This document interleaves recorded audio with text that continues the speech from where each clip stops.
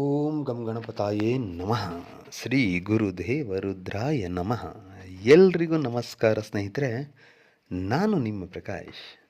ಸ್ನೇಹಿತರೆ, ಇಂದು ಶತ್ರು ಸ್ತಂಭನ ಪ್ರಾಚೀನ ಕಾಲದ ಒಂದು ತಂತ್ರ ತಗೊಂಡು ಬಂದಿದ್ದೀನಿ. ಇದನ್ನು ಹೇಗೆ ಮಾಡೋದು ನಾನು ತಿಳಿಸ್ಕೊಡ್ತೀನಿ. ಅದಕ್ಕೂ ಮುಂಚೆ ನನ್ನ ಚಾನಲನ್ನು ಸಬ್ಸ್ಕ್ರೈಬ್ ಮಾಡಿಲ್ಲ ಅಂದರೆ ಸಬ್ಸ್ಕ್ರೈಬ್ ಮಾಡಿ, ಲೈಕ್ ಮಾಡಿ, ಶೇರ್ ಮಾಡಿ. ಹಾಗೆ ಬೆಲ್ ಐಕಾನ್ ಬಟನ್ ಪ್ರೆಸ್ ಮಾಡೋದನ್ನ ಮರಿಬೇಡಿ. ಹೇಗೆ ಅಂದರೆ ಮುಂದೆ ನಾನು ಏನು ವೀಡಿಯೋಸ್ ಬಿಡ್ತೀನೋ ಅದು ಎಲ್ಲರಿಗಿಂತ ಮುಂಚೆ ನಿಮಗೆ ಬಂದು ಸೇರುತ್ತೆ. ಸ್ನೇಹಿತರೆ, ಶತ್ರುಗಳು ಯಾರಿಗೆ ತಾನೇ ಇರೋದಿಲ್ಲ. ಈಗ ನಿಮ್ಮ ಪಾಡಿಗೆ ನೀವಿರ್ತೀನಿ, ಜೀವನ ನಡೆಸ್ಕೊಂಡು ಹೋಗ್ತೀವಿ ಅಂತ ಹೇಳಿದ್ರೆ ಬಿಡೋದಿಲ್ಲ. ಸುಖ ಸುಮ್ಮನೆ ಮಾನಸಿಕವಾಗಿ ಅಥವಾ ದೈಹಿಕವಾಗಿ ಹಿಂಸೆ ಕೊಡ್ತಾನೇ ಇರ್ತಾರೆ. ಅವ್ರಿಗೆ ಬೇಡದೇ ಇರೋ ವಿಚಾರ ಆದರೂ ಕೂಡ ಸುಮ್ಮನೆ ಅದರಲ್ಲಿ ಎಂಟರ್ಫಿಯರ್ ಆಗೋದು, ನಿಮ್ಮ ಬಗ್ಗೆ ಇನ್ನೊಬ್ಬರ ಹತ್ರ ಹೇಳೋದು, ಇನ್ನೊಬ್ಬರ ಬಗ್ಗೆ ನಿಮ್ಮ ಹತ್ರ ಹೇಳೋದು, ಸುಮ್ಮನೆ ಸುಮ್ಮನೆ ಚಾಡಿ ಹೇಳಿ ಜಗಳ ತಂದಿಡೋದು. ಅಂತಹ ಶತ್ರುಗಳಿಗೆ ಈ ಕ್ರಿಯೆಯನ್ನು ಮಾಡಿ. ಈ ಕ್ರಿಯೆ ಮಾಡೋದಕ್ಕೆ ಏನು ಬೇಕೋ, ಮೊದಲಿಗೆ ಗೋಧಿ ಹಿಟ್ಟು ಬೇಕಾಗುತ್ತೆ 1/4 kg.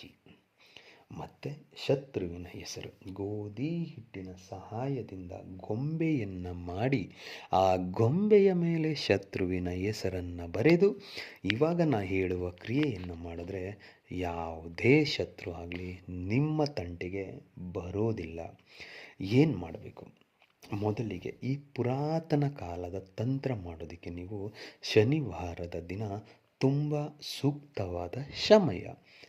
ಇದನ್ನು ಮಧ್ಯಾಹ್ನ 12ರಿಂದ 2ರ ಒಳಗಡೆ ಮಾಡಬೇಕಾಗುತ್ತೆ.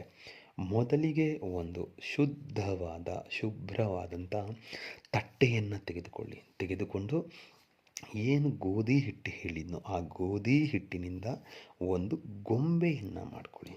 ಗೊಂಬೆಯನ್ನು ಮಾಡಿಕೊಂಡು ಆ ಗೊಂಬೆಯ ಮೇಲೆ ಅಂದರೆ ಹೊಟ್ಟೆಯ ಮೇಲೆ ನಿಮ್ಮ ಶತ್ರು ಯಾರಿದ್ದಾರೋ ಅವರ ಹೆಸರನ್ನು ಬರೆದು ಸ್ವಲ್ಪ ಅದಕ್ಕೆ ಅಕ್ಷತೆ ಕಾಳನ್ನು ಹಾಕಿದ ನಂತರ 4 ತಾಮ್ರದ ಚೆಂಬನ್ನು ತೆಗೆದುಕೊಂಡು ಆ ಗೊಂಬೆಗೆ ಉತ್ತರ, ದಕ್ಷಿಣ, ಪೂರ್ವ, ಪಶ್ಚಿಮ ಭಾಗಕ್ಕೆ 4 ತಾಮ್ರದ ಚೆಂಬನ್ನು ಇಟ್ಟು 4 ತಾಮ್ರದ ಚೆಂಬಿಗೆ ಪ್ರತಿಯೊಂದು ಚೆಂಬಿನ ಒಳಗಡೆ 5 ತುಳಸಿ ಎಲೆಯನ್ನು ಹಾಕಿ, ತುಳಸಿ ಎಲೆಯನ್ನು ಇಟ್ಟು ಅಥವಾ ಎಲೆಯನ್ನು ಹಾಕುವ ಸಮಯದಲ್ಲಿ